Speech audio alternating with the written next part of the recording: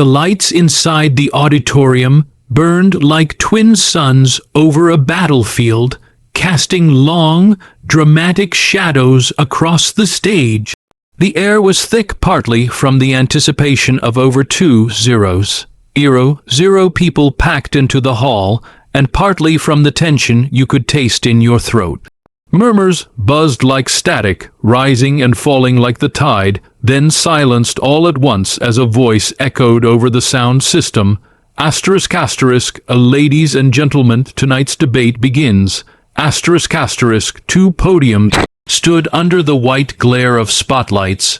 On the left, Governor Gavin Newsom adjusted his suit, his face a practiced picture of cool confidence, every gesture measured. On the right, Senator John Kennedy leaned slightly on his podium, eyes half-lidded but alert, like a hound dog pretending to nap with one ear cocked for trouble. His tie was slightly askew, not careless but unconcerned, as if to say, asterisk, I'm not here for show, I'm here for the truth. Asterisk, the applause faded. The first question came like a volley. Asterisk asterisk, what is the soul of America today? Asterisk asterisk, Newsom stepped forward, his tone sharp, polished. The soul of America is progress. It's the fight against inequality, it's climate action, it's social justice. We cannot cling to the past. We must move forward with bold, courageous steps. The crowd nodded in pockets of support. Kennedy's reply was quieter at first, almost conversational. But his voice had a way of drawing people in. I'll tell you what I think the soul of America is, he said, pausing just long enough to turn heads. It's a single mother in Baton Rouge working 3 jobs, praying her kid don't get caught in the crossfire. It's a coal miner in West Virginia whose grandfather died breathing in the dust. It's faith, it's freedom, it's common sense, and let me tell you something, it ain't drag queens in elementary schools and billion-dollar climate summits on private jets. There was a beat of silence. Then a low gasp rolled through the crowd. Newsom raised an eyebrow, a tight smile curling his lips. So now you're against clean air and human rights? No, Kennedy shot back, eyes narrowing.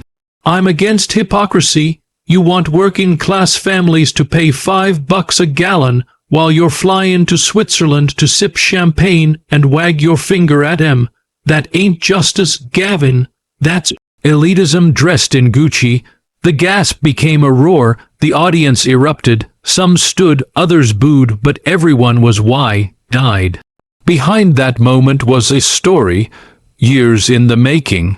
Kennedy, born in the backwater towns of Louisiana, grew up watching his father lose the family farm to rising interest rates and a predatory bank. He didn't have polished mentors or Ivy League prep schools. What he had was a public library, a battered old Ford, and a mother who reads scripture aloud every night. He clawed his way into law school with scholarships and grit, but even then, he never forgot the faces of men with calloused hands and hollowed eyes. Newsom, by contrast, had risen from wealth but bore scars of a different kind. Raised in San Francisco's political elite, he had fought his own demons, dyslexia, crippling public anxiety, and the constant weight of living up to a dynasty's legacy. His heart genuinely bled for the homeless, the marginalized, the outcasts, but somewhere along the way, his solutions had grown complex, bureaucratic, and, to many, distant. Both men carried fire, but their flames danced to different winds. The debate raged on. Questions about inflation, crime, parental rights, immigration. Each time Newsom spoke, he drew from policy, from charts, from the wider world view. He painted America in brush strokes of ambition. But Kennedy kept pulling it back to the family sitting at the kitchen table, watching the news with a sense of dread, back to the steelworker with back pain and a shrinking pension, back to the teenager who couldn't read at grade level but was told to focus on pronouns instead. "You call it progress," Kennedy said, his voice rising, "but to the people I talk to, it feels like a train leave in the station without him." Subplot 1 unfolded backstage. Sarah McIntyre, a high school civics teacher from Des Moines, had brought 12 students to watch the debate. She was a lifelong liberal but a thoughtful one, deeply invested in listening. Her students from a mixture of racial and economic backgrounds were taking notes. One of them, Jamal, leaned over to her and whispered, "Why does Kennedy make me feel seen?" Sarah didn't answer. She didn't know, but she wrote that moment down. Subplot 2 took place far away in a small town in California, where Oscar Ramirez, a second-generation immigrant and lifelong Democrat, watched the debate from a bar. He'd voted blue every election, but that night something tugged at him. When Kennedy spoke about dignity and labor, he saw his father. When Newsom mentioned renewable energy, he thought of the factory that had closed down last year. His hands clenched around his beer. On stage, the climax came fast. Newsom tried to land a knockout. "Senator Kennedy, do you even believe in science, or is your America stuck in the 1950s? Kennedy didn't flinch. He leaned forward, eyes locked. "You want science," he said, the room falling into stillness. "Let's talk science. The science of biology says there are two sexes.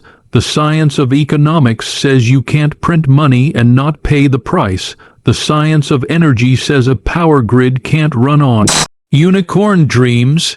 And the science of common sense, Gavin, says you don't fix the roof by burning down the house."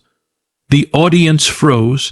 Then came the gasp, louder than before. Kennedy didn't gloat. He didn't smile. He stood still, breathing slow, like a man who just said what had needed to be said for a long time. Newsom's jaw tightened. He was a skilled debater, but the ground beneath him had shifted. He was used to being the smart one in the room. But Kennedy had done something different. He hadn't just argued. He'd connected.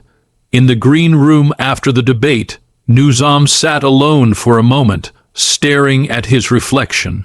His aide walked in, eyes wide. "You okay?" He nodded slowly. "Yeah," he said, just realizing I might have forgotten how to listen. Across the hall, Kennedy walked with his coat slung over his shoulder, surrounded by reporters. He stopped to shake hands with a janitor, called him sir, and told him thank you. Outside, Sarah McIntyre hugged her students goodbye. Jamal looked up at her. "Do you think it's okay to agree with someone you don't like?" She smiled. "I think it's necessary." Oscar Ramirez drove home in silence, the road stretching ahead like an unanswered question. He didn't know how he'd vote next year, but he knew one thing: his voice mattered, and that, perhaps, was the hidden lesson in the debate's chaos. The soul of America wasn't red or blue. It wasn't in shouting matches or sound bites. It was in the gasp, that shared human moment when truth cuts through noise, and everyone stops pretending they already have the answers. In that room, lit by stage lights and shaped by stories, two men clashed. One won the argument, the other didn't lose. But America, if only for a moment, listened, and maybe that was the real victory.